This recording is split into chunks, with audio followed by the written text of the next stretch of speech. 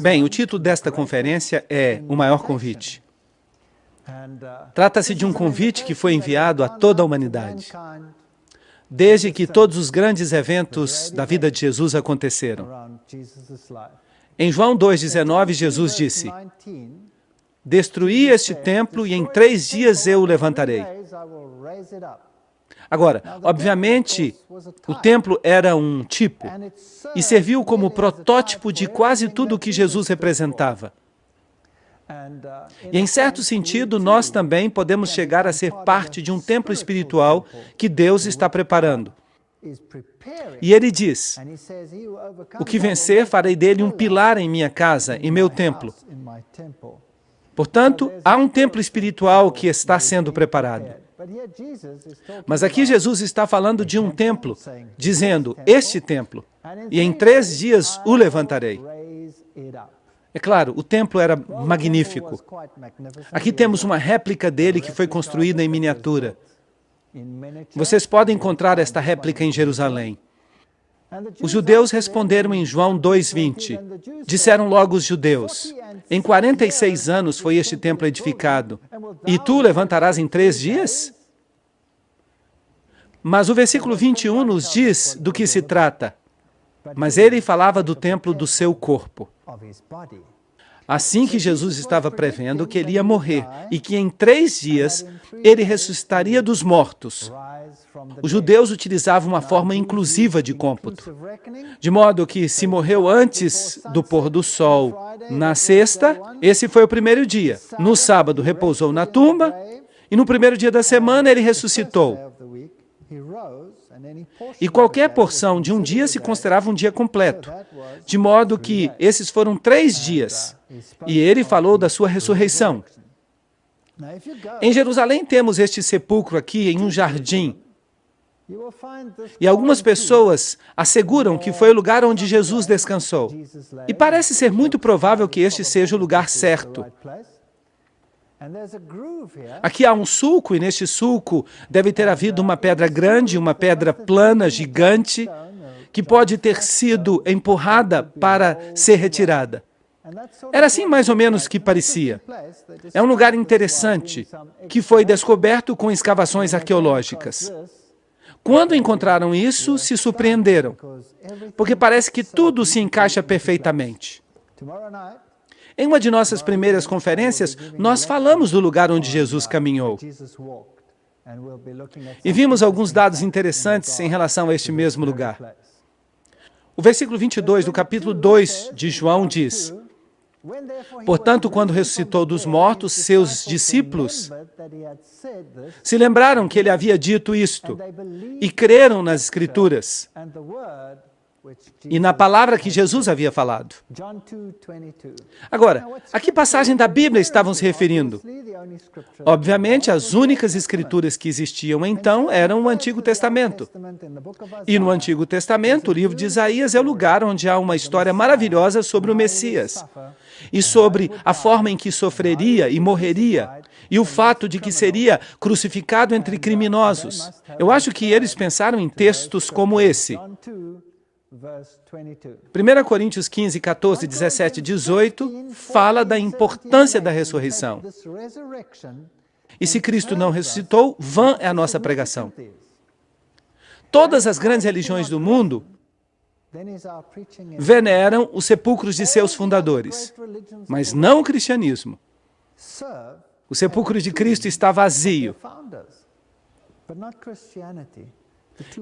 E nesta passagem está escrito: se Cristo não ressuscitou, vã é a nossa pregação, vã é também a nossa fé.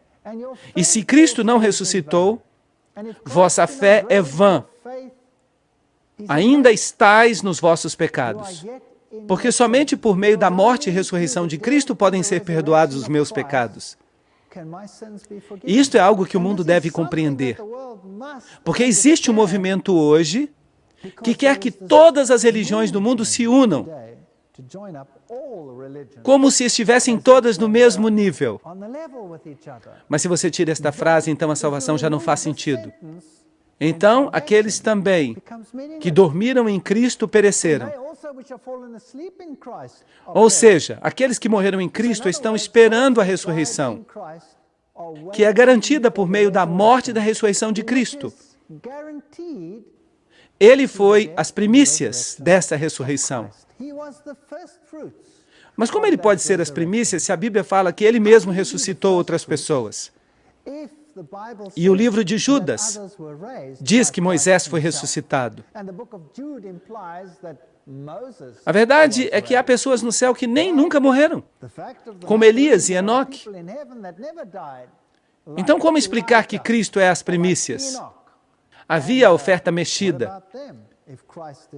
E Cristo, como primícias, ressuscitou junto com os que saíram dos sepulcros que foram abertos. E inúmeras pessoas foram ressuscitadas dentre os mortos na ressurreição de Cristo. O que fazer com essas pessoas? Cristo é a garantia. Em outras palavras, ainda que algumas pessoas tivessem sido trasladadas antes da morte de Cristo, elas o foram pela garantia de que Cristo morreria e seria ressuscitado dentre os mortos e venceria o pecado. Então sua salvação dependia, igualmente a nossa, da morte e ressurreição de Cristo. Este homem vos foi entregue pelo determinado conselho e presciência de Deus. Percebem a presciência? Deus sabia que ia ter êxito. Ele podia ter falhado? Sim, ele podia ter falhado. Ele era completamente humano e completamente divino. Mas ele nunca usou sua divindade, nem uma vez sequer, para se proteger a si mesmo, nem uma vez. E assim que em sua forma humana, em sua humanidade, ele podia ter falhado, mas ele venceu onde Adão falhou. Este homem vos foi entregue pelo determinado conselho e presciência de Deus. Tomando-o vós, o crucificastes e matastes pelas mãos de injustos. Mas Deus o ressuscitou, de modo que somente em Cristo há salvação. Soltas as ânsias da morte, porque não era possível que fosse retido por ela. A esse Jesus ressuscitou Deus, do qual todos nós somos testemunhas. Atos 2, 23, 24 e 32. Será que podemos nós, hoje em dia, ser testemunhas da ressurreição de Cristo? Sim, podemos. Podemos porque somente em Cristo pode-se encontrar o tipo de transformação que vemos nas pessoas que o aceitaram e que o seguem em todos os seus caminhos. Sem Ele, é impossível. Pelo que Cristo deve estar vivo. E se você escolhe caminhar com Ele e ter uma experiência com Ele, então você vai saber que Ele não está apodrecendo num sepulcro, mas que Ele é aquele que ressuscitou dos mortos e está sentado à destra do Pai. E logo depois da ressurreição, Jesus dá a comissão. Ide e ensinai a todas as gentes, batizando-as em nome do Pai, do Filho e do Espírito Santo. O poder pleno da Trindade. Ensinando-os que guardem o que diz, todas as coisas que vos hei mandado. E eis que eu estou convosco todos os dias até o fim do mundo. Mateus 28, 19 e 20. Que tremenda comissão! E essa comissão abarca tudo. Não se pode deixar algo de fora, é preciso ensinar tudo. Portanto, uma relação que culmina no batismo está baseada na verdade, está baseada na palavra. Porque o que Cristo ensinou, seja através dos profetas ou pessoalmente, é a palavra de Deus. E não podemos tomar pedaços dela. Temos que tomá-la toda. Guardem todas as coisas que eu ordenei. Será que Cristo falou através dos profetas no passado? Claro que sim. Todas as coisas foram criadas por Ele e para Ele. E sem Ele, nada do que foi criado se fez. Assim que tudo, desde o princípio, vem de Cristo. O batismo é mencionado 80 vezes no Novo Testamento. Isso mostra a importância dele. Eu creio que não é apenas uma coisa passageira, pois é mencionado 80 vezes. João 3:23 diz, João batizava também no Enom, falando acerca de João Batista, junto a Salim, que é outro nome para Jerusalém, porque ali havia muitas águas. Então, para batizar, é preciso um pouco de água ou uma boa quantidade de água? É preciso uma boa quantidade de água, João 3:23. Portanto, o que significa ser batizado? A palavra grega é baptizo, que significa mergulhar, submergir, colocar debaixo da água. E deve haver também um significado específico, porque Deus não faz nada ao acaso. Tudo que Deus faz e diz tem sentido. Tem um significado espiritual profundo. Deus é um Deus que diz, assim é. Portanto, batizar significa mergulhar na água. E este é o Rio Jordão. E aqui está o lugar onde João Batista batizava, porque havia muita água. Mateus 3, 5 e 6 diz, e vinha ele toda Jerusalém e toda a Judeia e toda a província ao redor do Jordão, e eram batizados por ele no Jordão, confessando os seus pecados. Mas o que é o pecado? Nós já aprendemos sobre isso. O que é o pecado? A transgressão da lei. Assim que as pessoas que não viviam em harmonia com Deus vinham aqui, confessavam seus pecados, e o batismo era um símbolo da purificação do pecado. E vinham ali e eram convencidos, porque João Batista não falava palavras indecisas, ele falava palavras claras e cortantes, certo? E eventualmente o próprio Jesus veio a João Batista. E João Batista sabia que Jesus era o Messias. E disse a Jesus, eu não vou te batizar. Tu deves batizar a mim. Eu não sou digno de desatar as correias dos teus sapatos. E Jesus disse, por agora nos convém cumprir toda a justiça. E então João o batizou. Bem, agora temos uma pergunta. Se o batismo é um símbolo da purificação dos pecados, pelo menos é um dos símbolos, era necessário que Jesus se batizasse? Será que ele cometeu algum pecado? Não, ele diz, o diabo vem e tem quanto de mim? Não tem nada. Nem um pecado. Jesus era o Filho de Deus, totalmente sem pecado e mancha. Por que então era necessário que se cumprisse toda a justiça e que Jesus também se submetesse à cerimônia do batismo? Porque Jesus não é apenas o nosso Salvador. Não é apenas o nosso Deus. Ele é também o nosso exemplo. Assim que Jesus nos deu o exemplo. E a Bíblia nos diz que se você segue a Cristo, você tem que caminhar como Ele caminhou. Assim que estudar a vida de Cristo é estudar o caminho cristão. E Cristo foi batizado.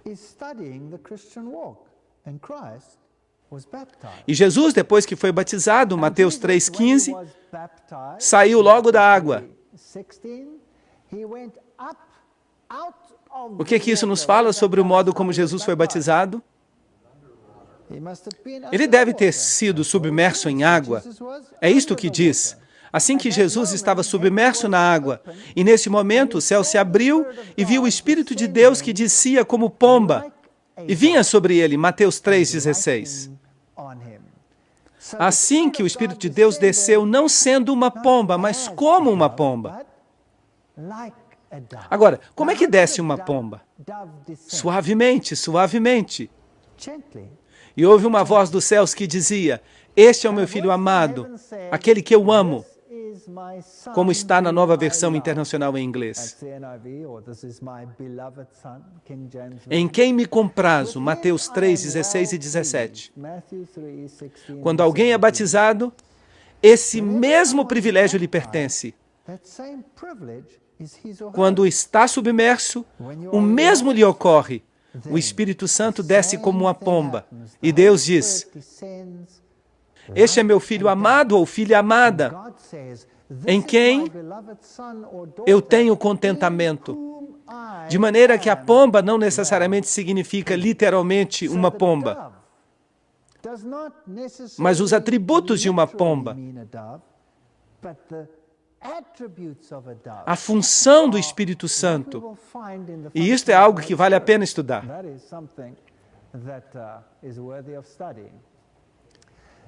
Deus ungiu a Jesus de Nazaré com o poder do Espírito Santo. Atos 10, 38. Agora, a palavra poder ali implica os meios, o mecanismo, os instrumentos, por assim dizer. Para dizer de modo simples e sem rodeios. Para fazer tudo o que ele ia fazer. Porque ele, sendo completamente humano, e contudo completamente divino, não ia utilizar sua divindade para seu próprio benefício. E em todas as coisas ele foi tentado, da mesma maneira que nós. Mas ele recorreu ao mesmo poder a que nós podemos recorrer. E ele andou fazendo bem e sarando a todos os oprimidos do diabo, porque Deus era com ele. Atos 10, 38. De maneira que no poder do Espírito Santo, ele saiu fazendo bem e pregando o Evangelho da salvação.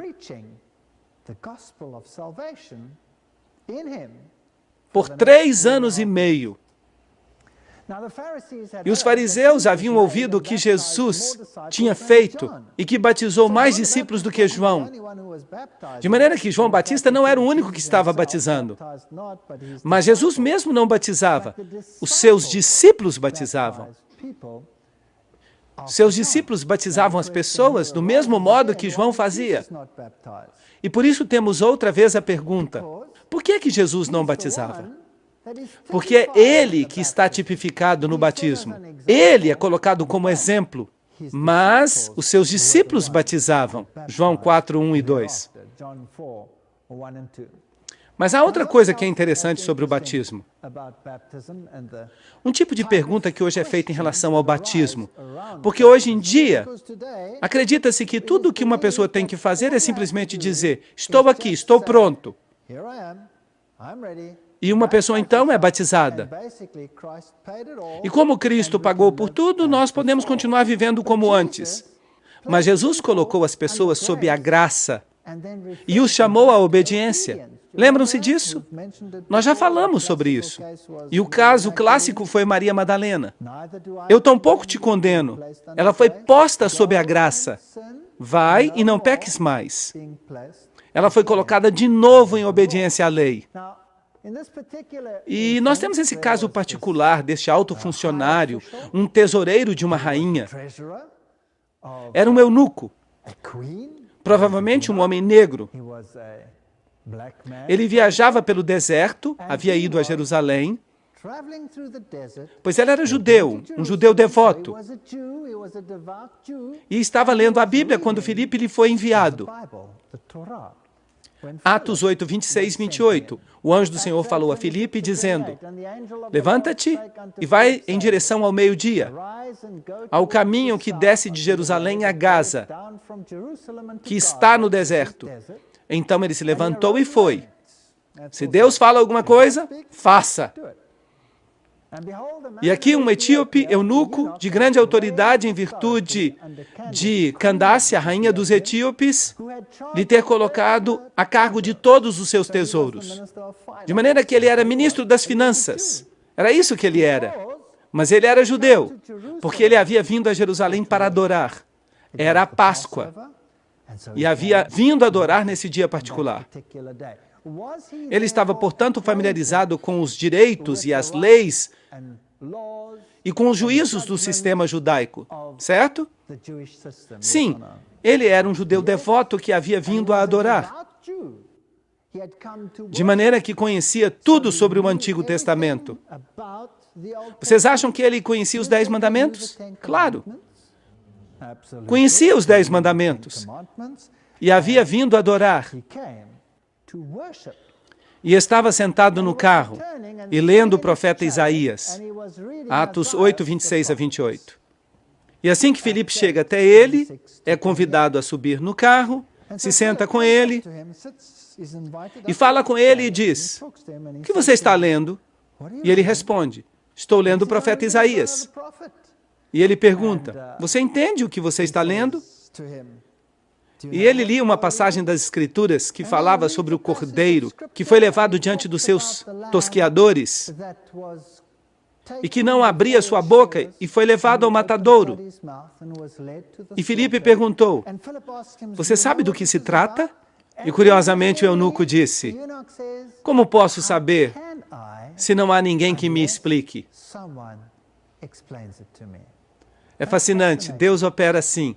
Ele trabalha através das pessoas.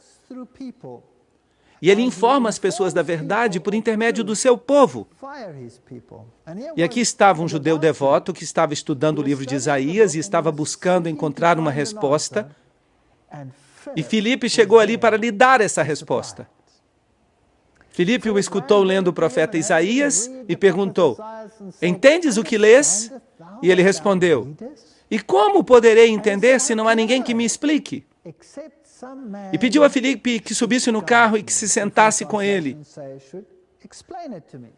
E a passagem que ele lia era: como ovelha para a morte foi levado, e como cordeiro mudo diante daquele que o tosquia, assim não abriu a boca. E Filipe deu a explicação. O que é que estava faltando a este judeu? Ele tinha a lei, tinha a Torá, sabia o que era ser obediente e seguir os preceitos de Deus, mas o que ele não sabia? Não sabia quem era o Messias. E assim, Jesus foi apresentado a ele por Filipe. Quando se deu conta de que este cordeiro havia sido sacrificado, que era o Cordeiro de Deus que tira o pecado do mundo, foi aí que disse a Filipe. E indo pelo caminho, chegaram a um lugar onde havia água. E disse o eunuco: aqui há água, o que impede que eu seja batizado? E mandou parar o carro. Ele conhecia a lei, conhecia a Torá, e agora havia encontrado o tesouro do céu. Jesus Cristo, o Salvador. E por isso ele disse: o que impede que eu seja batizado? Agora, toda esta parte no livro de Atos está escrita numa estrutura de quiasmo. O que significa pergunta, resposta, pergunta, resposta, pergunta, resposta. Agora, se você tem uma das traduções modernas da Bíblia, será difícil você encontrar este versículo. Porque sua Bíblia terá o versículo 36 e o versículo 38, mas deixará de fora o versículo 37. Você pode comprovar isto se você quiser. Atos 8, versículo 37. E a pergunta a Filipe foi: o que impede que eu seja batizado? E Filipe disse: se crês de todo o teu coração, pode ser batizado. Uma resposta muito importante. De maneira que, qual era o pré-requisito para o batismo? Crer de todo o coração. E por que vocês acham que algumas traduções modernas preferem deixar fora este versículo? E dizem à margem que não estava no texto original, mas a estrutura de quiasmo, que é pergunta, resposta, pergunta, resposta, pergunta, resposta, seria destruída se deixássemos esse texto de fora. De maneira que este texto, tal como aparece nas versões mais antigas, nas boas traduções, deveria estar aí. E disse: se crês de todo o teu coração, podes ser batizado. E respondendo disse: creio que Jesus Cristo é o Filho de Deus. Agora, vocês se lembram que ele era judeu. E Jesus havia dito, ensinando-lhes o quê? Vocês se lembram? Todas as coisas que vos hei mandado. Todas as coisas. Se me amais, guardareis os meus mandamentos. E hoje temos pessoas que não conhecem nada sobre as exigências de Deus e aceitam a Jesus como seu Salvador e pensam que podem seguir como antes, sem entrar em harmonia com os preceitos de Deus. Assim que os judeus tinham a lei e não tinham o Messias. Hoje queremos o Messias e não queremos a lei. Isso é bastante confuso. Em realidade, aqueles que guardam os mandamentos de Deus e têm a fé de Jesus, é isso que a Bíblia diz. Este é o grupo que representa todo o Evangelho. Por que Jesus morreu por nós? Porque nós estávamos em transgressão. Mas será que isso significa que continuamos em transgressão? Claro que não. Assim que é muito importante, se credes de todo o coração, pode ser batizado. E respondendo, disse, creio que Jesus Cristo é o Filho de Deus. Era isso que faltava. Ele não conhecia o Messias. E quando ele aceitou o Messias como seu salvador pessoal, então foi batizado. E desceram ambos à água, Filipe e o eunuco, e o batizou. Atos 8, 36, 38. Assim que em todos os exemplos que temos, vemos que a Bíblia fala de um batismo, e que é um batismo de imersão. Agora, se nós formos até a igreja primitiva, veremos que na igreja primitiva também se batizava por imersão. Aqui está uma cruz bizantina e uma antiga igreja bizantina. E é claro, está em ruínas. E se você caminha através dessas ruínas, há um antigo tanque batismal, na qual se batizavam estas pessoas. Você percebe? É preciso entrar por estas escadas, e ali era o lugar onde batizavam. Assim que a igreja primitiva, depois de Cristo, batizava por imersão.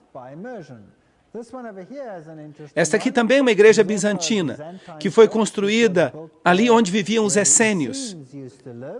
E estas igrejas primitivas todas tinham tanques batismais com escadas que levavam para baixo.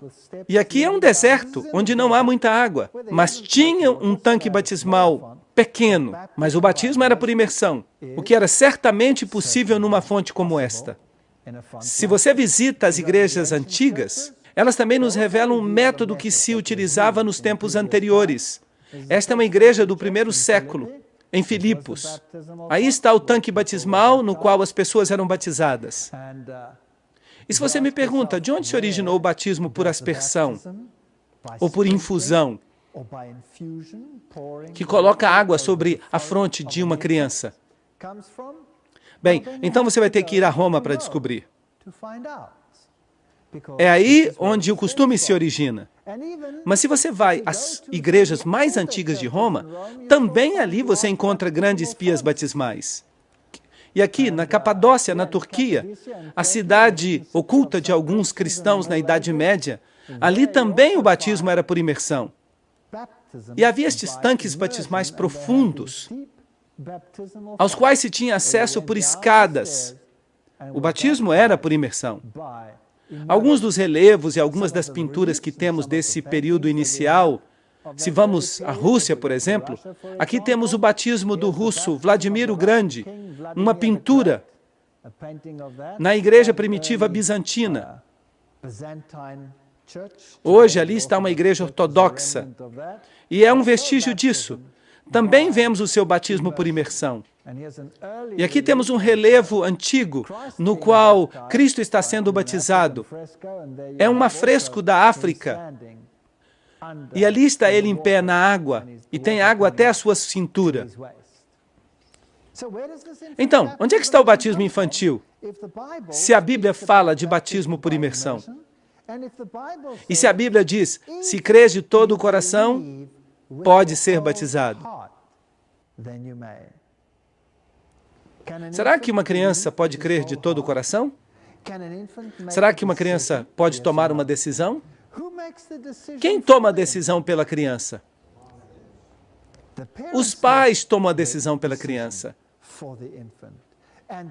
A criança não pode tomar uma decisão ainda, não tem capacidade de compreender, e por isso o fazem os pais. No Novo Testamento, Paulo diz que se há um casamento e só uma das pessoas no casamento está em Cristo, então o marido é santificado pela fé da esposa. Ou a esposa é santificada pela fé do esposo. E além disso, o que diz? Ou vossos filhos seriam imundos. 1 Coríntios 7,14. É um texto fascinante. Em outras palavras, quando vemos os bebês e as crianças pequenas, a responsabilidade da sua criação e de seu crescimento e de sua capacidade final para tomar uma decisão por si mesmos, esta responsabilidade recai sobre os pais. E por isso, o que Jesus fez com as criancinhas? As abençoou. E disse, deixai vir a mim os pequeninos, e não os impeçais. E as abençoou. E repreendeu a seus discípulos quando tentaram impedir que as crianças viessem a ele. Mas o batismo infantil não é bíblico. Vem de um rito antigo. Vem de Babilônia. Porque as crianças eram assim dedicadas neste sistema na antiguidade. Inclusive, tomavam algumas crianças e as submergiam. Mas a maioria era feita por infusão ou aspersão. No 6º século depois de Cristo, temos a introdução do batismo infantil. O Deus Jano, aquele de cabeça dupla, o que olha para frente e para trás, e que é equivalente à águia das duas cabeças, é dele que vem, porque supostamente ele nasceu 2 vezes. A água benta era usada para os batismos, e ela era criada tomando uma tocha do altar e submergindo-a na água, que depois se convertia em água benta. E hoje é a mesma coisa. Tomam uma vela, em alguns ritos, do altar, e a submergem na água, e simboliza o Deus Sol, submergindo nas águas da matriz para renascer como Horus, o Salvador. É, portanto, daqui que vem este ritual. É daqui que vem a água benta. E por isso, a seguinte maldição foi pronunciada sobre os desertores da Igreja Católica. Que o Filho que sofreu por nós o amaldiçoe. Que o Espírito Santo que sofreu por nós no batismo o amaldiçoe. Seja maldito aquele que diz que são os adultos que devem ser batizados. Este é o livro História do Romanismo, página 510. Assim que Roma introduziu o batismo infantil para entrar em harmonia com os antigos ritos pagãos. E você pode ver que é daí que ele se origina, porque no rito pagão o Espírito Santo e Horus são a mesma entidade. Juno é a pomba, o símbolo do aspecto feminino da divindade, de modo que se considera o culto luciferiano. Então, Lúcifer é ao mesmo tempo homem e mulher. Juno e a pomba, que também é considerado como Espírito Santo. Nós lemos isso nos livros de Alice Bailey. E o que é interessante aqui é que diz que todos são um. Que o Espírito Santo que sofreu por nós no batismo o amaldiçoe. Será que o Espírito Santo sofreu no batismo da Bíblia? Não, o Espírito Santo desceu suavemente como pomba sobre Jesus. Quem é que ia sofrer e morrer? Jesus ia sofrer e morrer. E certamente o batismo que teve lugar não reflete esse batismo, mas reflete a submersão e a morte do Deus Sol, mas não de Jesus Cristo.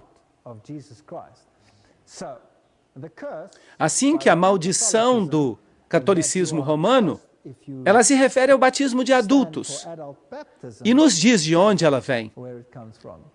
O cardeal James Gibbons, na fé dos nossos pais, responde a esta pergunta. Por vários séculos depois do estabelecimento do cristianismo, o batismo foi conferido por imersão. De maneira que Roma admite isso. que a imersão total era a forma através da qual o batismo era realizado. Mas desde o século XII, a prática do batismo por infusão, isto é, derramar água sobre a fronte, passou a prevalecer na Igreja Católica, já que desta maneira o batismo era realizado com menos inconvenientes do que o batismo por imersão. Será que isso faz sentido? Isso não faz nenhum sentido. João 3,3 diz: em verdade te digo, o que não nascer de novo não pode ver o reino de Deus. Assim que nascer de novo representa morte e ressurreição, o batismo representa morte e ressurreição. Ressurreição que experimentamos em Cristo. Não foi até o Concílio de Ravenna, em 1311, depois de Cristo, que o derramamento de água foi oficialmente aceito como tendo a mesma validade da imersão no rito do batismo.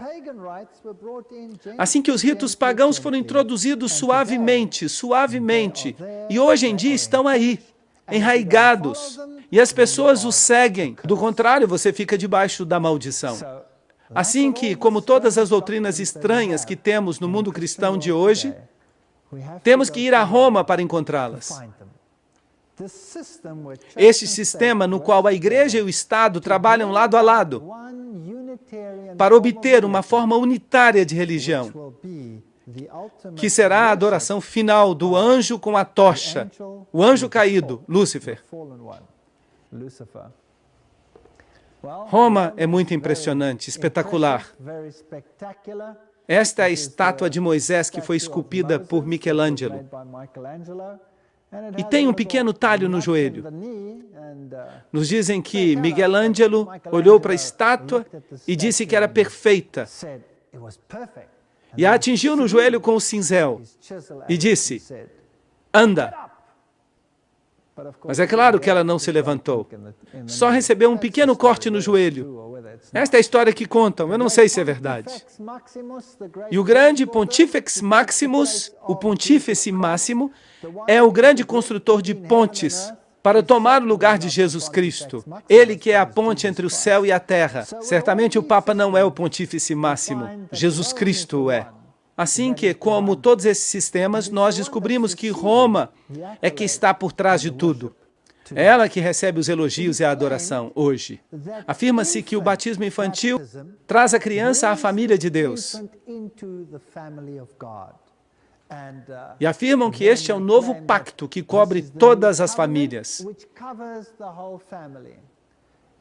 O batismo é uma consequência da aceitação de Jesus Cristo como seu Salvador pessoal, de haver aprendido todos os preceitos de Cristo, de havê-los aceito, de estarmos conscientes de que somos pecadores vivendo em transgressão à lei de Deus e que nossa única esperança é que a mancha seja lavada no sangue do Cordeiro e que assim caminhemos em harmonia com Cristo, em seu poder, por meio dele. O batismo é isso, e as crianças simplesmente não podem compreender isso. E aqui está uma pia infantil que encontramos no Vaticano. Não há espaço para imersão ali.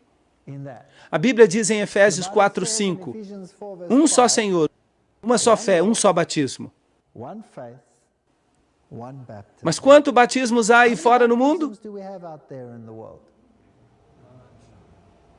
Muitos ritos diferentes de batismo. Alguns batizam por imersão, por exemplo. Os batistas batizam assim. Outros praticam o batismo infantil. Outros praticam o batismo infantil por infusão. Outros não praticam batismo com água. Afirmam que praticam apenas um batismo espiritual. Uns praticam o batismo por imersão, submergindo uma vez. Outros praticam o batismo por imersão, submergindo 3 vezes, em nome do Pai, do Filho e do Espírito Santo. E alguns praticam o batismo por imersão 7 vezes. Qual deles está certo? A Bíblia diz: há um Senhor, uma fé e um batismo. Certamente seria fácil resolver o problema. Basta ir à fonte de referência, não é mesmo? E qual é a fonte de referência? A Bíblia. Então, por que as pessoas não tomam uma norma da Bíblia? Não seguem os ensinamentos da Bíblia? Assim teríamos um só batismo, não é mesmo? Quantas vezes a Bíblia diz que Jesus foi submerso na água? Uma vez. Em algum lugar está escrito que o eunuco foi submerso várias vezes? Não. Assim que seria possível ter somente um rito. E, de fato, qualquer doutrina da Bíblia tinha que ser discernida seguindo o mesmo método. Se uma igreja diz que é de um jeito e outra diz que é de outro jeito, e as igrejas estão divididas todo o tempo sobre esses assuntos, certamente deveríamos ir à palavra de Deus e dizer: é isto que diz a palavra, façamos desta maneira. E se pode encontrar uma igreja que diz, isto é o que a palavra diz, façamos assim, em cada um desses aspectos, bem, então teríamos um Senhor, uma fé e um batismo. Mas infelizmente não vivemos num mundo assim. Então vamos dar uma olhada no simbolismo do batismo para que possamos ver o que ele realmente significa. Em 1 Pedro 3:21, a água simboliza o batismo, não tirando as imundícias da carne com a aspiração de uma boa consciência para com Deus, mas nos salva pela ressurreição de Jesus Cristo. Assim que quando alguém é batizado, o que está comemorando? A ressurreição de Cristo. Mas agora o mundo cristão lá fora quer se lembrar da ressurreição de Cristo fazendo o quê? Observando o quê? Observando o domingo. Isso não é bíblico, não é bíblico. Você comemora a ressurreição de Cristo mediante a participação no batismo. E sabem o quê? A Bíblia nos diz algo interessante. Ela nos diz que uma pessoa é batizada e ressuscita em Cristo. Será que Jesus também instituiu um mini-batismo para nos lembrar deste evento? Sim, ele fez isso. O lava-pés. E ele disse, fazei isso todas as vezes em memória de mim. Fazei o que digo, e bem-aventurado sereis se o fizerdes. O lava-pés é um mini-batismo que nos lembra do batismo do renascimento que tivemos. Em certo sentido, você caminha pela vida e recolhe um pouco de pó aqui, um pouco de pó ali. E o rito solene da comunhão, quando você participa do corpo e do sangue de Cristo, é acompanhado então do lava-pés. E a Bíblia diz claramente que temos que fazer isto. Bem-aventurados sereis se o fizerdes, João 13:17. Mas muito poucos o fazem. Em verdade te digo, que se não nasceres da água e do Espírito, não podes entrar no reino de Deus, João 3:5. Mas será que o homem que estava na cruz, o ladrão, vai estar no céu um dia ou não? Sim. Ele foi batizado? Não. Então, como pode esse texto ser verdade? Bem, se você não tem uma oportunidade de fazê-lo, Deus julgará a sua intenção, o seu coração. E o que sabe fazer o bem e não o faz, diz a Bíblia, isso é pecado. Tiago 4:17. Deus passa por altos tempos de ignorância, Atos 17:30. Devemos levar todas essas coisas em conta. Em verdade te digo que quem não nascer da água, se não tem a capacidade e sabe, deve nascer da água e do Espírito. Sem o Espírito, não pode entrar no reino de Deus. E isto é algo muito sério, João 3:5. Portanto, Se lemos sobre o que aconteceu na igreja cristã primitiva, quando essas conversões começaram a ocorrer, eles ficaram profundamente comovidos pelas palavras dos discípulos, depois de haverem crucificado a Jesus, e disseram: irmãos, que faremos? E Pedro lhes disse: arrependei-vos. Que significa isto? Dar a volta. Alguém ia numa direção e agora vai na direção oposta. Alguém estava em pecado e transgressão e agora vai para o outro lado. E seja cada um batizado em nome de Jesus Cristo. Atos 2, 37 e 38. Em outras palavras, a questão que está em jogo é que Jesus era o Messias, a quem eles haviam crucificado. Eles quebraram a lei e crucificaram a Cristo, porque a lei diz: não matarás. E eles o fizeram, de maneira que tiveram que se arrepender, tiveram que aceitar a Jesus Cristo como seu Salvador pessoal e tiveram que ser batizados. Atos 2, 38 e 39. Arrependei-vos e batize-se cada um de vós em nome de Jesus Cristo para perdão dos pecados e recebereis o dom do Espírito Santo. Pois a promessa é para vós e para os vossos filhos e para todos que estão distantes, para todos que invocarem o nome do Senhor nosso Deus. E algumas pessoas dizem que esse texto concorda com o batismo de crianças, mas não é isso que ele diz. Ele diz que quando se aceita Cristo, então será abençoado de acordo com o Antigo Testamento em milhares das suas gerações. Deus atua segundo a decisão que tomamos. Assim damos a Deus o direito de interferir na nossa própria vida e de nos proteger. E recebereis o dom do Espírito Santo. De maneira que, quando uma pessoa é batizada, ela recebe um dom especial. Antes disso, a pessoa pode receber impressões da parte do Espírito Santo. Pode ser conduzida pelo Espírito Santo. Mas, em seu batismo, a pessoa recebe o dom do Espírito Santo. E esta promessa é para vós e para vossos filhos, porque os filhos estão cobertos pela decisão e pela fé dos pais. E para todos que estejam distantes, para todas as pessoas, para todos aqueles que invoquem o nome do Senhor nosso Deus. Assim que esta promessa vale para todos. 1 Samuel 15, 22 diz: é melhor obedecer do que sacrificar. Assim que se Deus diz isto, e se Deus diz que uma pessoa teria que se arrepender e ser batizado, então é melhor fazê-lo.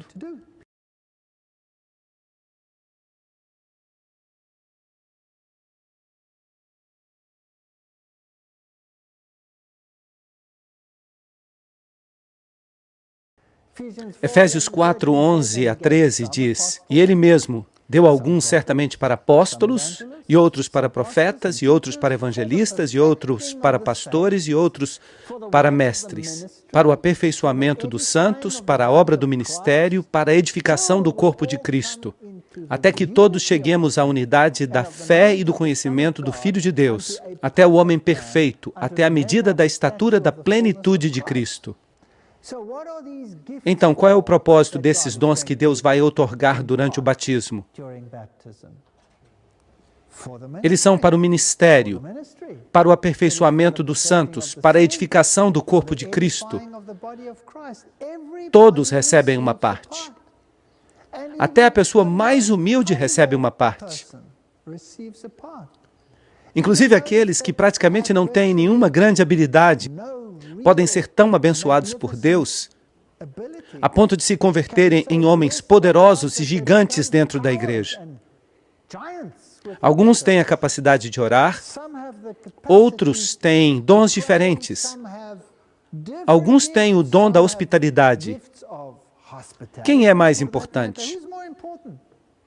Aquele que recebe alguém em sua casa, que consola as pessoas, ou que prega o Evangelho? Quem é mais importante? Um não é mais importante do que o outro. Será que alguém pode dizer para o outro: eu não preciso de você? Barnabé era conhecido pelo seu espírito suave e por fazer com que as pessoas se sentissem à vontade.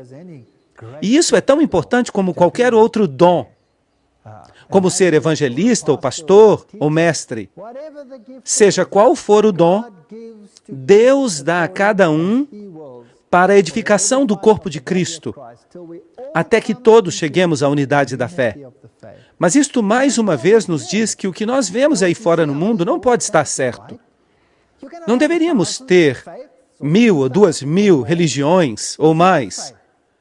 Há uma só fé, um só Deus, um só batismo. Até que todos cheguemos a esta harmonia. Porque da maneira que no corpo temos muitos membros, mas nem todos os membros têm a mesma função, assim nós, sendo muitos, somos um corpo em Cristo. E o corpo de Cristo é a igreja. E será que os membros do corpo poderão fazer parte integrante de diferentes corpos que ensinam coisas diferentes? O que vocês acham? Se há uma verdade, um batismo, uma fé, podemos ter diferentes religiões e diferentes ensinos sobre assuntos que absolutamente não são bíblicos? Quando os comparamos com a Bíblia, sim ou não? Não. Sem dúvida, temos que entrar em harmonia quando se trata dos assuntos da fé. Assim, nós, sendo muitos, somos um corpo em Cristo. E somos todos membros uns dos outros. Assim se fala da unidade no Espírito, de maneira que, tendo dons diferentes, segundo a graça que nos é dada, de maneira que Deus, durante o batismo, quando alguém se converte em parte do corpo de Cristo, essa pessoa é dotada do Espírito. E Deus lhe outorga poder para fazer o que Deus escolheu que ele fizesse dentro do corpo. E nós somos testemunhas suas destas coisas. E também o Espírito Santo. Agora, escutem atentamente. Atos 5:32. O qual Deus deu a quem? Aos que lhe obedecem. Será então que todos recebem o dom do Espírito Santo? Não. Você precisa ser obediente aos preceitos de Cristo. Do contrário, este texto não se aplica. É preciso que seja obediente aos preceitos de Cristo. Assim que, em outras palavras, o eunuco era obediente aos preceitos das Escrituras, mas não sabia quem era o Messias. E hoje em dia, se aceitamos a Cristo como nosso Salvador pessoal, também temos que aprender a obedecer. É preciso ter as duas coisas. E este é um assunto muito importante, pois será um fator decisivo no final dos tempos. Ou não sabeis que todos os que fomos batizados em Cristo Jesus, fomos batizados em sua morte? Porque somos sepultados juntamente com Ele para a morte pelo batismo.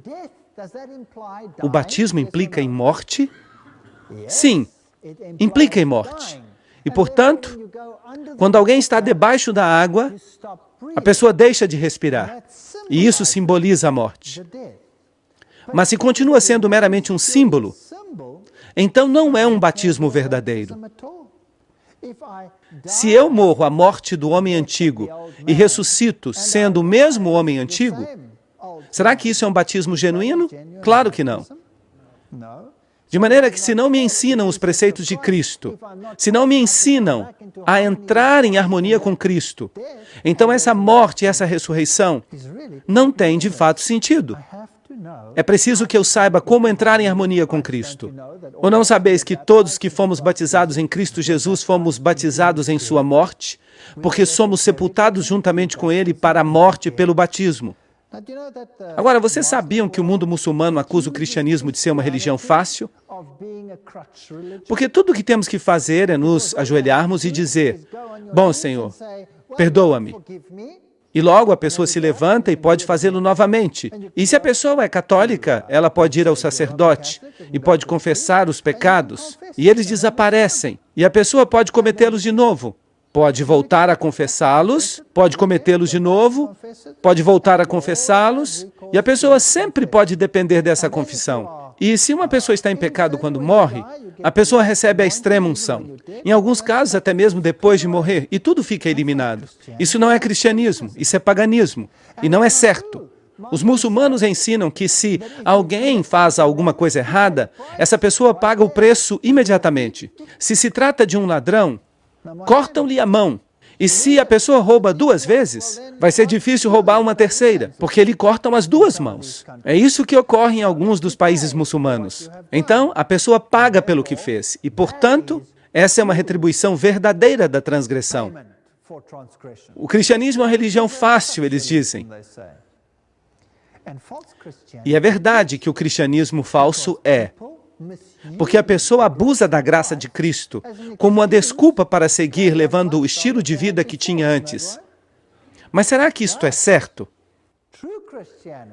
O verdadeiro cristianismo exige uma pena de morte, de tal maneira que a pessoa morre e é sepultada com ele por meio do batismo na morte,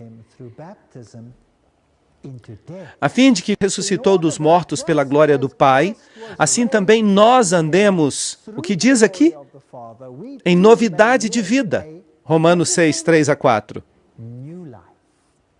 Não se pode continuar vivendo a vida velha. Tenho que ser transformado. Quando recebo o conhecimento do Filho de Deus, que morreu por mim, e me ensinam todas as coisas que Ele ordenou, e eu aceito que eu estou em transgressão da lei de Deus, e aceito o dom da salvação em Jesus Cristo, eu sou então batizado, sepultado com Cristo no batismo. Assim que quando Jesus morreu, potencialmente toda a humanidade morreu com Ele. E quando ressuscitou, potencialmente toda a humanidade ressuscitou com Ele. Mas Deus honra o nosso livre-arbítrio. Quando escolhemos segui-lo, aceitamos esse rito de morrer em Cristo e ressuscitar em Cristo, recebemos uma nova vida. Nós renascemos. E a menos que recebamos esta nova vida, nós não somos salvos. Temos que entrar em harmonia com Cristo. E Cristo obedeceu aos mandamentos do seu Pai, certo? Então, será que devemos observá-los nós também? Sim. A obediência é um pré-requisito. Mas as pessoas não querem isto hoje em dia. Elas querem uma graça barata. Dizem, tudo o que tenho que fazer é crer e eu sou salvo. Sim, é preciso crer, mas se não há obediência, então a pessoa continua como transgressor da lei de Deus. E se quebra um mandamento, quebra todos. E será julgado pela lei de Deus. Jesus disse aos que dizem, Senhor, Senhor, por acaso não fizemos maravilhas em Teu nome? Expulsamos demônios? E fizemos todas estas coisas? E Jesus lhes diz, afastai-vos de mim, vós que obrais a maldade. E aqui, a palavra maldade é a palavra grega anomia, que literalmente significa a quebra da lei de Deus. Hoje em dia existe uma doutrina que se chama anomianismo, que significa eliminar a lei de Deus, anomia. Não se pode ter uma coisa sem a outra. Não se pode ter a salvação de Cristo e, ao mesmo tempo, deixar de voltar a estar em harmonia com Ele. Esta é a razão pela qual Ele morreu por nós. Por que, então, Ele morreu? Para nos salvar. Assim que, para que possamos viver esta vida nova, temos que renascer. E eu vou falar algo para vocês. Se alguém realmente se converte ao cristianismo, esta pessoa segue a Cristo em todos os seus caminhos. Ela é batizada e ressuscita em Cristo. E nele, por intermédio dele, vive a vida de Cristo. Ninguém vai reconhecer essa pessoa. Seus velhos amigos dirão, quem é esse? Nós não o conhecemos. Já não mais quero ficar com ele. Vou me afastar. Eu prometo isto para vocês. Eu perdi a todos os meus velhos amigos quando me batizei. Quando comecei a caminhar com o Senhor. Quando voltei a estar em harmonia com os preceitos de Cristo, todos os meus amigos se foram. Eu não mais queria beber com eles.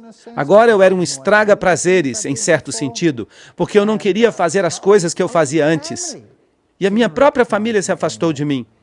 Assim que este é o tipo de vida nova que devemos levar. Mas graças a Deus, que nós arranjamos muitos amigos novos. Nós passamos a ter uma nova família. Assim que morremos para nossa antiga forma de vida pecaminosa E isso é muito importante, do contrário, não é uma coisa verdadeira. A sepultura de nossos pecados fica nessa tumba de água por meio do batismo. E a ressurreição para uma vida nova em Cristo. Uma vida que está em harmonia com os preceitos de Cristo. 2 Coríntios 5:17. De modo que se alguém está em Cristo, é uma nova criatura. Totalmente nova, totalmente nova. As coisas velhas passaram e eis que todas as coisas se fizeram novas. Somos totalmente diferentes. Será que vai haver divisões no lar se uma pessoa aceita e a outra não? O velho marido não vai mais reconhecer a esposa. Ou a esposa não vai reconhecer o marido. Quem é você? Eu já não o reconheço. Você está tão diferente. Você mudou completamente. O que aconteceu? E muitas vezes, essas pessoas nem querem reconhecer isso. E somente a oração e a paciência e a bondade podem fazer frente a um problema como este. Sabendo isto, que o nosso velho homem foi crucificado juntamente com ele, para que o corpo do pecado seja destruído, a fim de que não mais sirvamos o pecado. Isto está muito claro em Romanos 6:6. Jesus pagou toda a nossa dívida. Não há nada que eu possa fazer. Ninguém pode guardar a lei de Deus completamente. É impossível. Será que isso é bíblico ou não? Não. Não devemos servir o pecado. Mas posso fazê-lo por minha própria força? Não. Somente em Cristo. Mas posso deixar de roubar, posso deixar de mentir, posso deixar de fazer trapaças, posso deixar de olhar as coisas que não deveria olhar, porque eu tenho poder sobre o meu pescoço, não é verdade? Assim também, considerai-vos mortos para o pecado. E se você quer morrer para o pecado, deve saber o que é o pecado. Porque por meio da lei vem o conhecimento do pecado. Romanos 3:20. Assim que se quero morrer para o pecado, devo conhecer a lei. Assim que hoje em dia temos um problema totalmente diferente do que o eunuco enfrentou. Ele conhecia a lei, mas não conhecia a Cristo. Hoje conhecemos a Cristo, mas não conhecemos a lei. De maneira que temos que entrar na plenitude da estatura de Cristo. Assim também, considerai-vos mortos para o pecado, mas vivos para Deus em Cristo Jesus, o nosso Senhor. Romanos 6:11. Morremos com Cristo no rito do batismo. Somos ressuscitados como uma nova pessoa, totalmente nova, brilhantemente nova. Se você compra um carro novo, quantos defeitos o carro tem quando você o compra? De fato, se você pega o seu carro novo, um pequeno amassado ali, o que você vai dizer ao vendedor? Que é isto? Mas depois de conduzir o mesmo carro por 20 anos, já ninguém mais se importa. Mas quando o carro é novo, as pessoas são muito exigentes, não é verdade? Assim como está brilhantemente novo, quantos amassados pode haver num carro novo? E o que acontece se você está dirigindo esse carro e começa a ouvir um barulho? Você volta logo à concessionária e pergunta, o que está acontecendo? Eu pensava que era um carro novo. Novo significa novo. Uma pessoa totalmente nova. Quantos defeitos, quantos pecados, quantos problemas tem esse indivíduo? Não tem nenhum. Tudo acabou. Você se apresenta diante de Deus como se nunca tivesse pecado. Com Cristo, estou crucificado. Estive morto, mas agora vivo. E já não vivo eu, mas Cristo vive em mim. Assim que se me vanglorio e digo, eu tenho o poder de fazer isto agora. Isso tampouco é bíblico. Em Cristo que eu agora vivo na carne, vivo na fé do Filho de Deus, o qual me amou e se entregou a si mesmo por mim. Gálatas 2:20. Isso é fantástico, é fantástico. Será então que eu viro uma marionete de Cristo? Cristo não me controla como uma marionete e diz, você é uma marionete, tem que fazer isto e aquilo. Não, eu tenho uma liberdade de escolha. Eu escolho seguir a Cristo. E cada dia o diabo me pergunta, por que você está fazendo isso? Você está louco? Veja o que eu tenho para oferecer a você. Mas ele tem um monte de lixo, ele não tem nada. E assim que eu escolho, dia após dia, a seguir a Cristo. O batismo comemora a morte, o sepultamento e a ressurreição de Cristo. É isso que ele faz. Em segundo lugar, simboliza a morte, o sepultamento do velho homem de pecado. E em terceiro lugar, representa a ressurreição para uma vida nova em Cristo Jesus. E em quarto lugar, indica a purificação do pecado. Atos 22:16. É isso que o rito do batismo representa. É um simbolismo. Quando a gente sobe das águas, o que aconteceu com Jesus? A pomba desceu. Assim que quando a gente sobe das águas, somos uma nova pessoa em Cristo. Então recebemos o dom do Espírito, do jeito que Deus quer. Vocês sabem que muitas pessoas ficam sentadas na igreja perguntando-se, qual é o meu dom? Eu não tenho nenhum dom. Nada aconteceu comigo que eu me lembre. Eu pergunto, se não estão dispostos a caminhar com Cristo, será que vão ter uma experiência com Ele? Muitas pessoas usam os seus dons o ano inteiro e nem se dão conta disso.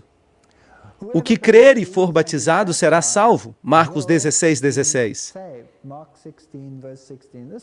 Esse texto é usado tão incorretamente hoje em dia.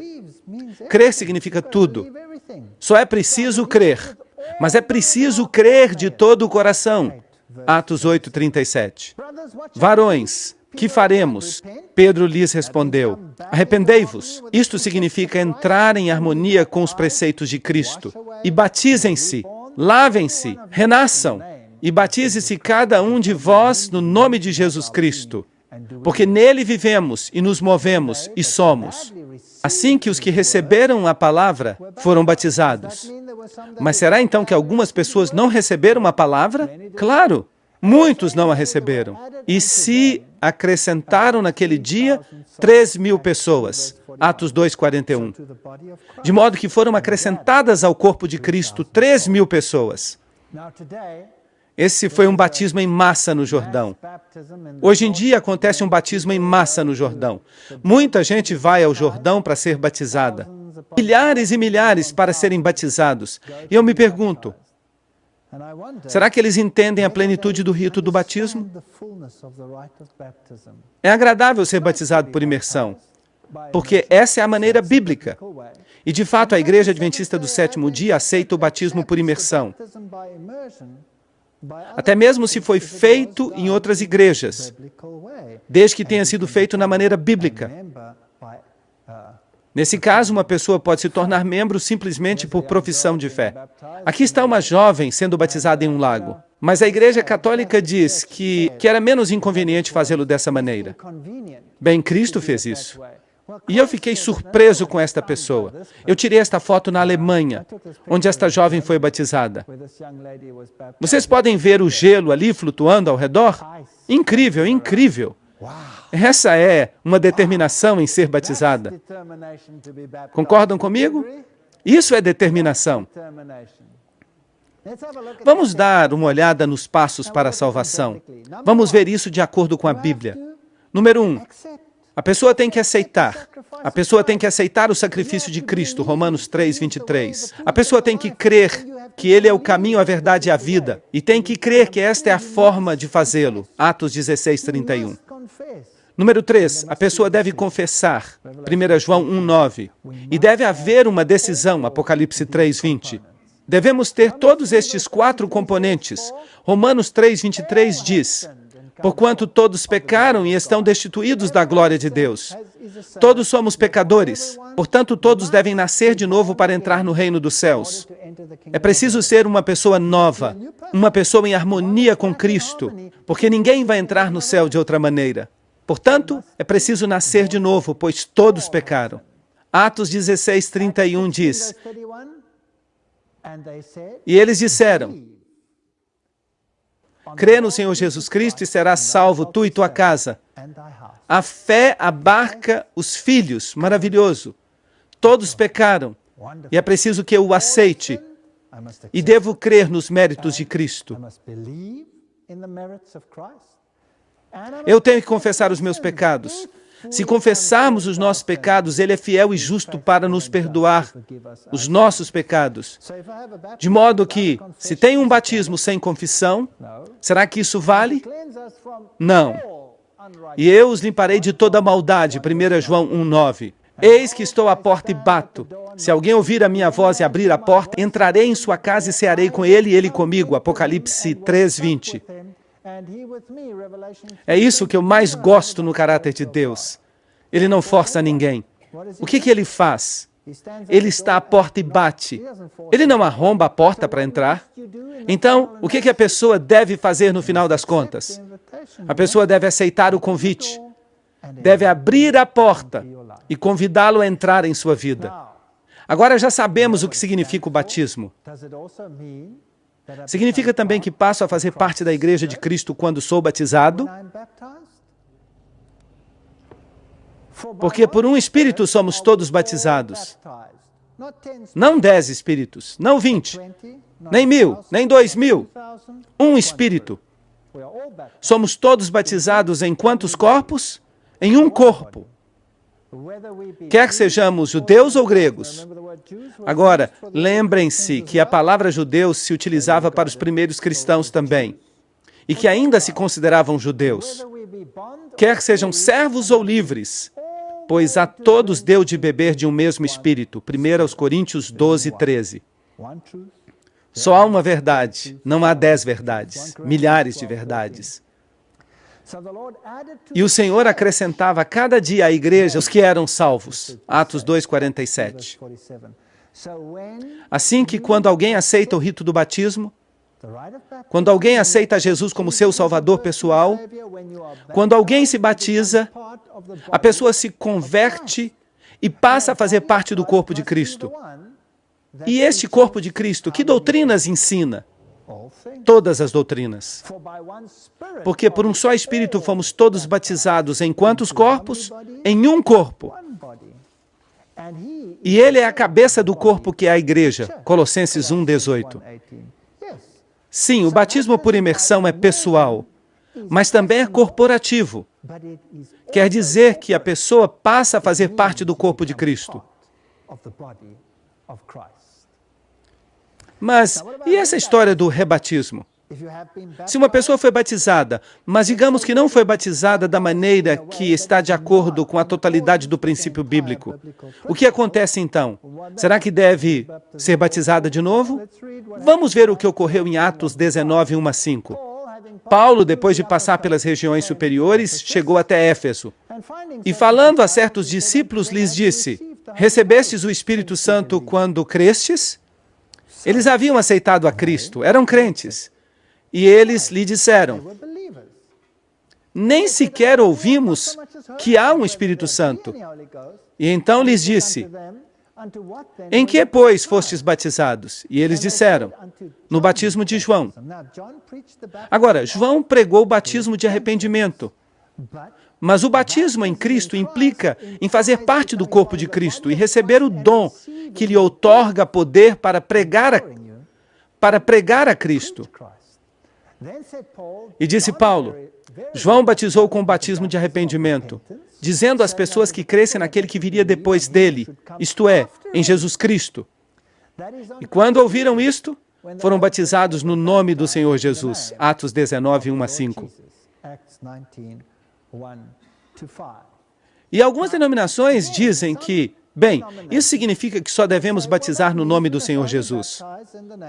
Mas o próprio Senhor Jesus disse: batizem em nome do Pai, do Filho e do Espírito Santo.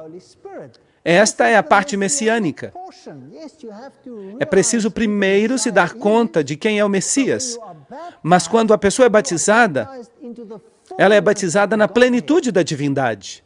Uma pessoa não é batizada proporcionalmente ou apenas em parte. Sem Cristo não há salvação. Mas Cristo e o Pai são o quê? São um. Não se pode batizar em um sem ser batizado no outro. É impossível. Assim que o batismo por imersão, e às vezes o rebatismo, é necessário. Mas se a pessoa acredita que recebeu um batismo bíblico, então, como já falei, a Igreja Adventista do Sétimo Dia reconhece esse batismo. E a pessoa pode fazer parte do corpo que guarda os mandamentos de Deus e tem o testemunho de Jesus por profissão de fé. Mas se uma pessoa crê que é melhor ser batizada na plenitude da verdade, então o rebatismo também é bíblico. Deus trabalha através da sua igreja, e isto é muito importante. Atos 9:6. Aqui está um dos maiores discípulos de Cristo. Tremendo e temendo, disse: Senhor, que queres que eu faça? Aqui está Paulo. Paulo, no caminho para Damasco, tem uma visão. Ele vê Jesus Cristo e se dá conta de que está em transgressão, de que está perseguindo o Cristo, enquanto ele está perseguindo aos seus seguidores. E se arrepende disso e diz: Senhor, o que queres que eu faça? E o Senhor lhe responde: Sabe, Paulo, eu te chamei para que sejas um apóstolo aos gentios e quero que tu vás a todas as partes do mundo e pregues o evangelho de Jesus Cristo. Não foi isso que aconteceu. Isso não aconteceu nem mesmo ao poderoso Paulo. Eu vou lhes contar o que ocorreu de fato. O Senhor lhe disse: Levanta-te e entra na cidade, e ali te dirão o que deves fazer. Isso não é fascinante? Deus não trabalha fora do seu corpo. Ele guia as pessoas. Ele conduz as pessoas. Mas, em última análise, ele sempre as leva para o corpo. Foi então Ananias e entrou na casa. Esse era o discípulo que Deus havia escolhido, dentre os irmãos, para dizer a Paulo o que ele tinha que fazer. E, impondo-lhe as mãos, disse: Irmão Saulo, o Senhor Jesus, que te apareceu no caminho por onde vinhas, me enviou para que recebas a vista e sejas cheio do Espírito Santo. Atos 9:17. Esse é um texto muito importante. Deus não chama as pessoas de fora para ir dizer ao corpo o que este deve fazer. Ele envia essas pessoas ao corpo para que o corpo lhes diga o que devem fazer. Isso faz sentido? Assim que estes são princípios bíblicos muito importantes, pelos quais podemos comprovar a solidez da nossa fé. Aqui está a paciência dos santos, os que guardam os mandamentos de Deus, e a fé de Jesus. Apocalipse 14:12. No final dos tempos, Deus operará para que haja um corpo que não apenas pregue o batismo por imersão e a salvação em Cristo, e em Cristo apenas, mas que também ensine todas as coisas, todos os preceitos de Cristo. E da mesma maneira como Cristo deu um exemplo em todas as coisas, eles também têm que dar o exemplo de todas as coisas. Se Cristo disse: Eu te dei o exemplo no lava-pés, então esta denominação deve praticar o lava-pés. Se Cristo disse: Batismo por imersão, então esta denominação deve batizar por imersão. Se Cristo disse: Se me amais, guardareis os meus mandamentos, então esta denominação deve guardar os mandamentos. Certo ou errado? Todas estas coisas devem estar em harmonia com a palavra. E se não estão, então temos um problema. E a mensagem dos 3 anjos?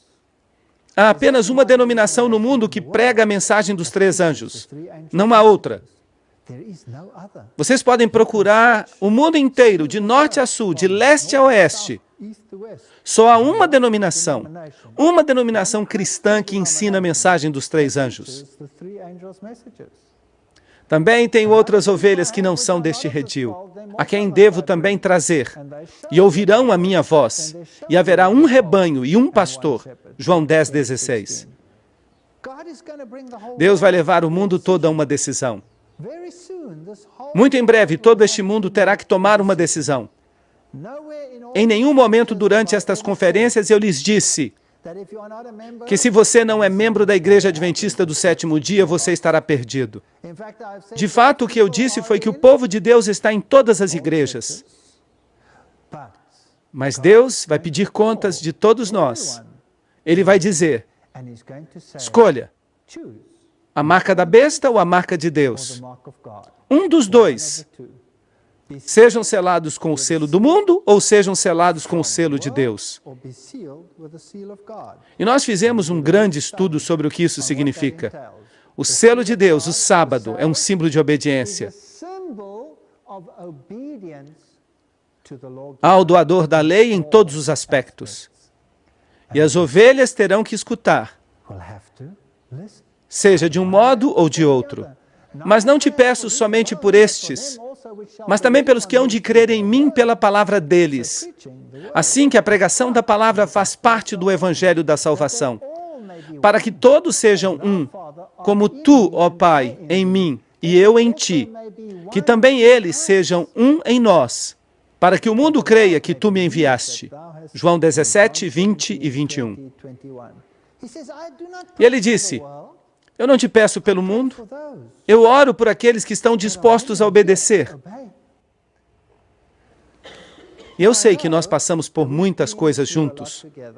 Eu sei como eram as coisas nos dias de antigamente. Assim também será em nossos dias. Mas eu não estou desanimado. Sabe, nós temos visto os números declinarem e declinarem e declinarem. Mas isto é normal. Quando nós pregamos a plenitude da obediência em Cristo e a aceitação de Jesus Cristo como Salvador pessoal, esta não é uma mensagem popular. Como seria se pregássemos alguma coisa menos problemática? De maneira que, se você pensa que este é um ensino duro, e se pergunta, será que realmente eu tenho que mudar a minha vida? Será que de verdade eu tenho que morrer? Será que o velho homem de pecados tem mesmo que ser enterrado? Será que não posso ficar com um pouquinho dele? Será que não posso ficar com um pouco de transgressão? Será que eu tenho mesmo que entrar em harmonia com todos os preceitos do Decálogo? Será que não posso continuar observando o domingo, por exemplo? Será que isso não é possível? Este é um ensino duro e exige muita entrega. Sim, exige muita entrega. João 6,60. Ao ouvir essas coisas, muitos de seus discípulos disseram, dura é esta palavra, quem a pode ouvir? E João 6,66. E naquele momento, muitos de seus discípulos voltaram atrás. E já não caminhavam com ele. Nós vimos a mesma coisa acontecer aqui, durante estas conferências, a mesma coisa. João 6,67. Jesus disse aos 12, quereis por acaso ir também com eles? E o que responderam? Simão Pedro respondeu, Senhor, a quem iremos? Apenas tu tens as palavras da vida eterna. Sim, só há uma verdade. E essa verdade é o caminho, a verdade e a vida. E conduz a Cristo. E Cristo nos leva à obediência. Então não há outro caminho. Portanto, estamos diante de uma decisão. Vou fazer isto ou aquilo? Se quero ter vida e sei o que é correto, mas não faço isso, então o que isso significa para mim? Diz a Bíblia que é pecado. E por isso eu tenho que tomar uma decisão. Alguns vão dizer, há muitas coisas que eu não compreendo ainda. Há muitas coisas que eu não entendo. Não posso tomar uma decisão ainda. Não entendo muitas coisas. Mas por quanto tempo poderão adiar isso desta maneira? Talvez para sempre? Eu também não entendo todas as coisas, certamente que não. Eu acho que eu vou continuar aprendendo para o resto da minha vida, até mesmo durante a vida eterna. Vejamos o que a Bíblia diz sobre esta questão. Salmo 97, 11. A luz está brilhando para o justo, e a alegria para os retos de coração. Eu acredito que todos que estamos sentados aqui hoje, nós estivemos juntos em toda esta série de conferências. Nós fizemos muitas coisas juntos, mas vocês continuam sentados aqui.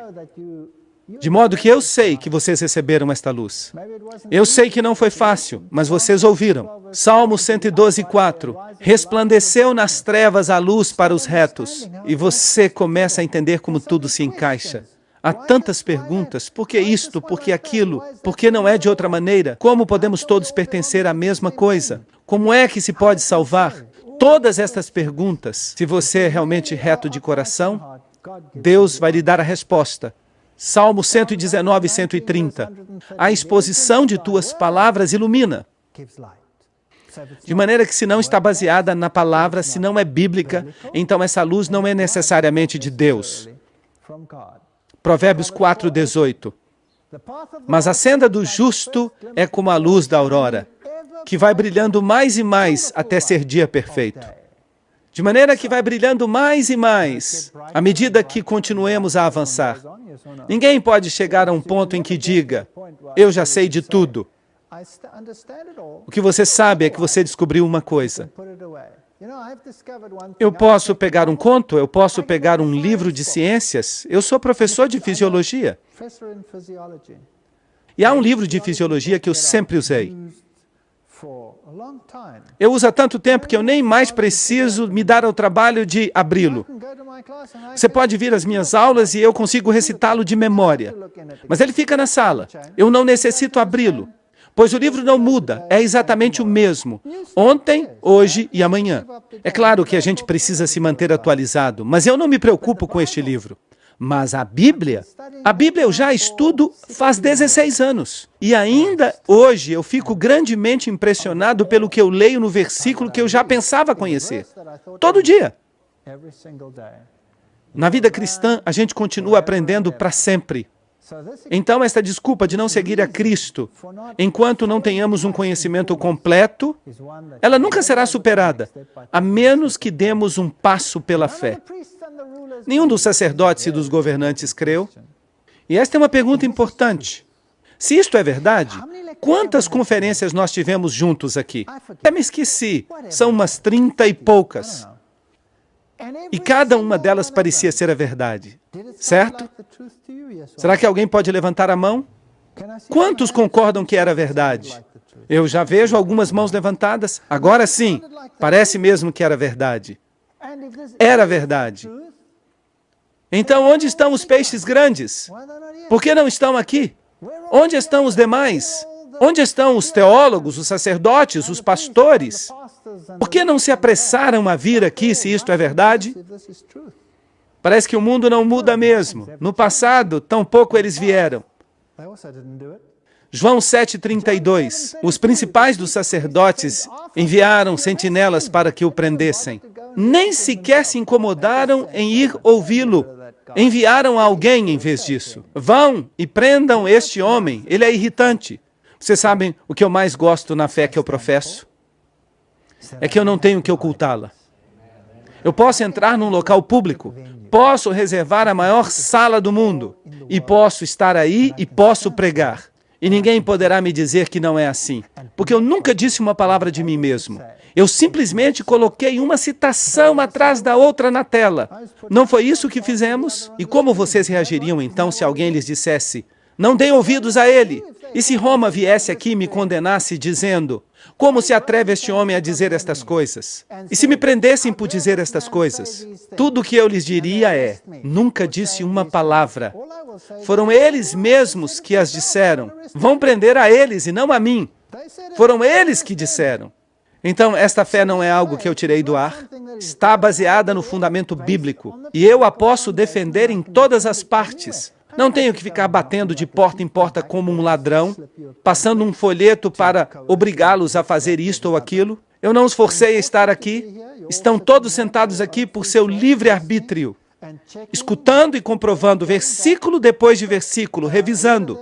Eu tenho aqui uma carta de uma pessoa que foi comprovar essas coisas na internet. Será que isso é mesmo assim? E eu gosto disso. E ela fez uma pesquisa sobre o dia escuro, procurou a data e, incrível, ali estava. O dia escuro da Nova Inglaterra, até o dia de hoje, sem uma explicação. E as pessoas vêm a mim e me dizem, sim, eu confirmei. Cada palavra, cada palavra. Mas os chefes dos sacerdotes enviaram os oficiais para detê-lo. E no versículo 46 eles voltaram e disseram aos sacerdotes, lamentamos muito. Onde está ele? Nós os enviamos para detê-lo. E eles disseram, é que ninguém nunca falou como este homem. Ninguém nunca. Ninguém nunca lhes deu tanta coisa para pensar como Jesus. No versículo 47, então também vocês se deixaram enganar? Responderam os fariseus. Acaso creu nele algum dos governantes ou dos fariseus? Bem, estamos no mesmo barco, infelizmente. Até nos tempos bíblicos, alguns fariseus e escribas creram, mas a maioria não creu. Mas vários creram. Nicodemos creu, apesar de ter vindo no meio da noite, temendo que pudesse ser visto, mas creu e se converteu em uma força depois disso. E eu lhes digo que são milhares e milhares que estão aceitando esta verdade. Milhares, milhões, no mundo todo aceitando esta verdade e sendo acrescentados a cada dia. Milhares, milhões. Na América do Sul, todos os dias, 2 ou 3 mil se acrescentam. Todo dia. Agora, faça uma soma com o passar do tempo. Milhões de pessoas estão vindo para a verdade. Se vocês fizerem um levantamento e averiguarem quantos adventistas do sétimo dia há, vocês vão descobrir no levantamento que há mais adventistas do sétimo dia do que nos livros da igreja. Isso é fascinante. Se um governo faz um levantamento em seu país perguntando a que denominação você pertence, há mais adventistas do sétimo dia nesse país do que nos livros da igreja. O que isso diz para vocês? Que no seu coração eles aceitaram esta verdade, mas que ainda não deram o último passo. Há igrejas completas, incluindo o pastor, igrejas completas que estão vindo para esta verdade. Por quê? Porque há verdades nela que não se podem negar. Mas outros dirão, assim que também vocês se deixaram enganar, João 7,47. Nenhum deles creu. Infelizmente, não se deram o trabalho de estudar. Alguns vão dizer que o preço é demasiado alto. Não quero pagar este preço. São coisas demais que eu tenho que renunciar. E o que é que você tem que renunciar? Meu Pai, se é possível, passe de mim este cálice, mas não seja como eu quero, mas como tu queres. Mateus 23:39.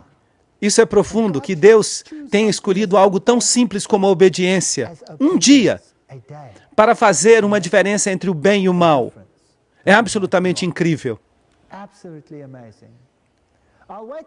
E alguém pode dizer, eu vou esperar até que o Espírito me comova. Você sabe, eu sei que está certo, mas eu não quero dar o passo ainda. Esta não é outra frase que as pessoas usam?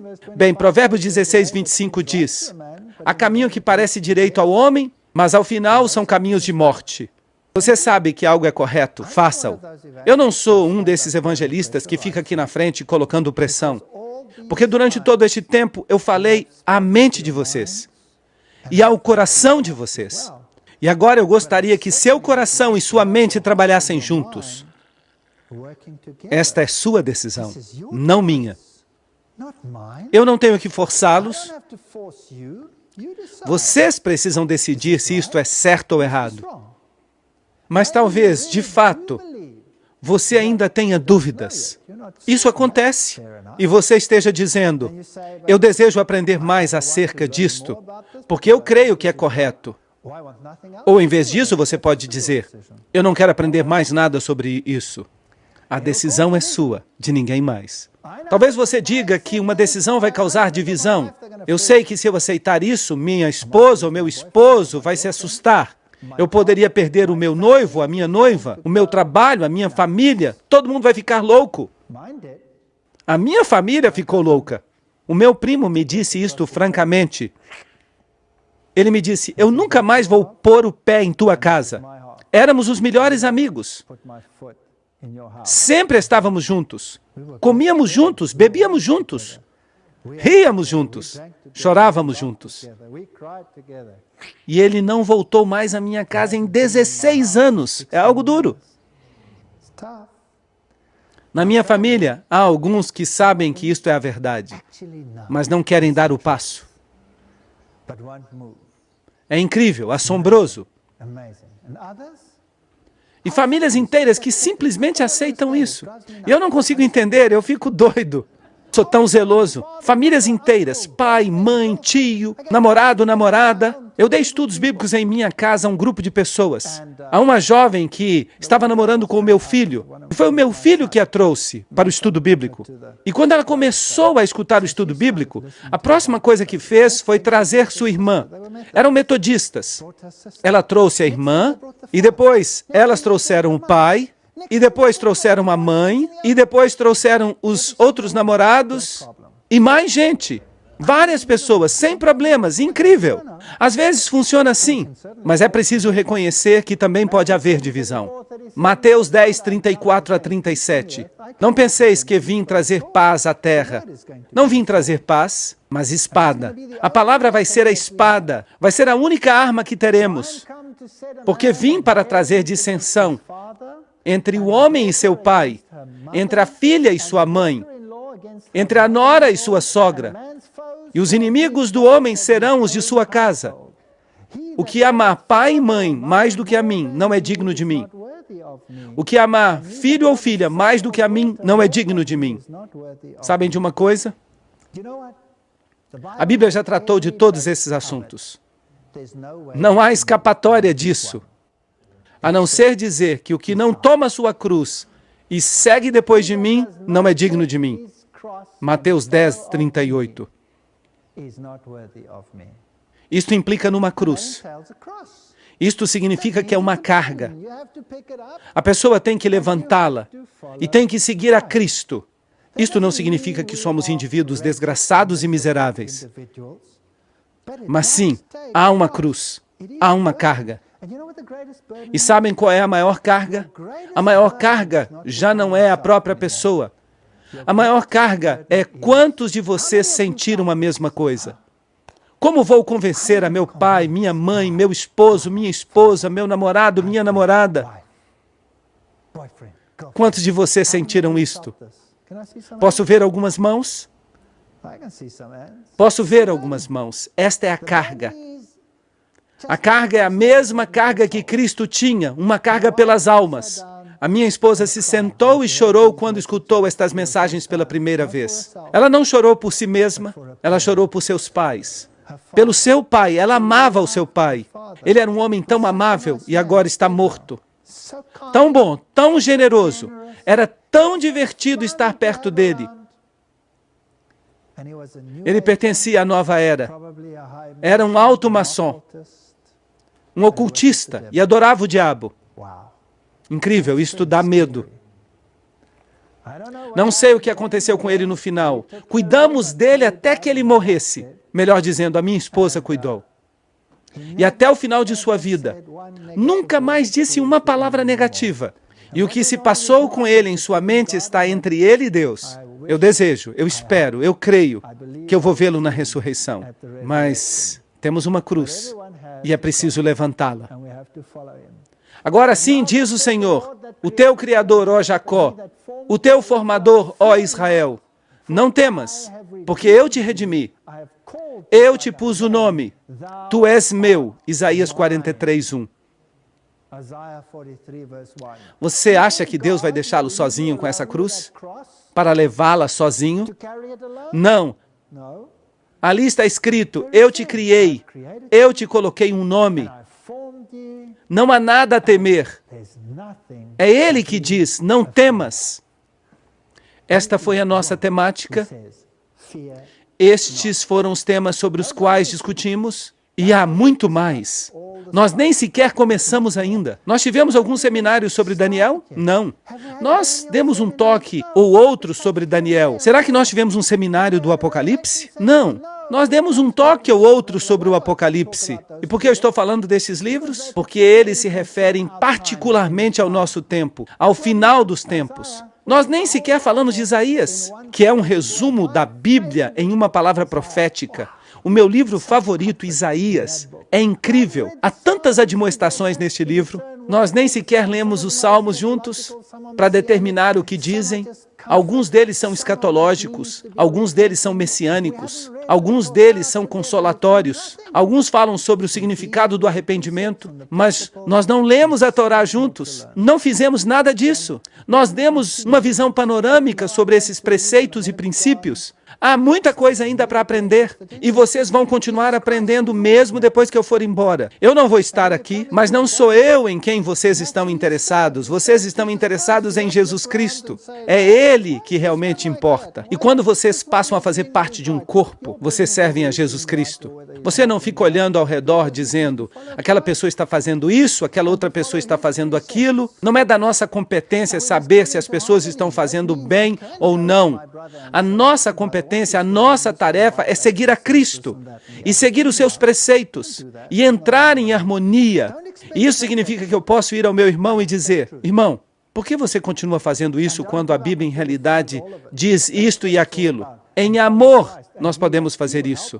Não há nada de mal nisso. Não esperem a perfeição, mas esperem a verdade. E não se deem por vencidos, até que hajam encontrado toda a verdade. Sigam a Cristo e Ele vai ajudá-los. Não temam, Ele os redimiu. Assim que nós não terminamos todos os assuntos ainda, mas nós chegamos num ponto no qual podemos tomar uma decisão. Por isso, eu gostaria de convidar a todos os que tomaram uma decisão, a todos que chegaram à conclusão de que isto é verdade, eu gostaria de convidá-los a que fiquem no final desta conferência para que possamos discutir como vocês poderão continuar. Para onde ir depois disto? O que fazer para cumprir com o rito do batismo? Ou se você não está pronto ainda, o que deve fazer? Onde você pode obter mais coisas? Não podemos simplesmente fugir do corpo de Cristo. Atos 2:47. Eram acrescentados a cada dia. Portanto, eu gostaria de convidar a todos os que estão convencidos e que ouviram esta verdade até agora, a que fiquem aqui depois que terminarmos. E vamos falar brevemente, apenas brevemente, com respeito ao que fazer no caminho daqui por diante. E alguns de vocês sentem que talvez estejam prontos para o batismo. Eu quero unir-me ao corpo. Outros talvez se sintam de maneira diferente. É somente uma decisão, mas antes disso, oremos. Pai Celestial, graças, Senhor, pela verdade. Graças pela palavra que é verdade. Desde a primeira página até a última. E graças pelo exemplo que Tu has dado em Cristo Jesus. Ajuda-nos a manter os olhos fixos em Ti e a seguir-Te em toda obediência. Senhor, por favor, entra no nosso coração e na nossa mente e ajuda-nos a tomar decisões corretas, a fim de que Te sigamos por onde quer que Tu nos guies, e não aos lugares onde os homens tentam nos levar. Graças por cada uma das pessoas que esteve aqui a cada noite. E graças, Senhor, porque Tu estás falando ao nosso coração. Senhor, há muitos que conheceram esta verdade, que a conhecem faz anos, incluindo eu mesmo. E eu, Senhor, esta noite, juntamente com eles, quero voltar a entregar a minha vida a Ti e dizer, Senhor, se por acaso eu tropecei ao longo deste caminho, se eu cometi erros, por Tua graça, Senhor, eu Te peço que ainda que o homem justo caia às vezes, que Tu o levantes de novo, e que aqueles que querem entregar suas vidas a Ti, Senhor, nesta noite, em nome de Jesus. Amém.